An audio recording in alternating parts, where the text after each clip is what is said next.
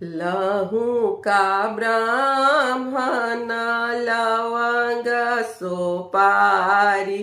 औरो अक्षत दुभी धान जी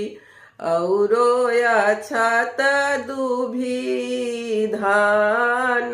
जी लहू का ब्राह्मण सोने पतरवा देश देश नेवता पेठावजी देश देश नेवता पेठावजी गाया ही नेवतिहा गाया गजाधर औरो नेवतिहा शिशुपाल जी औरो नेवतिहा शिशुपाल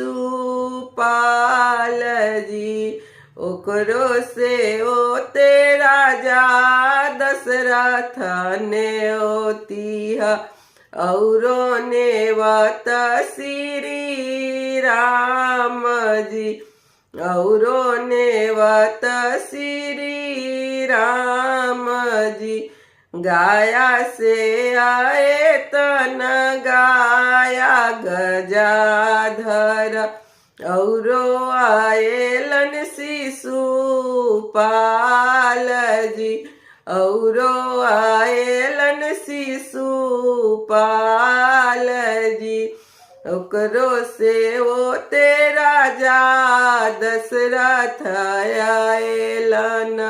औरो आएलन श्री राम जी।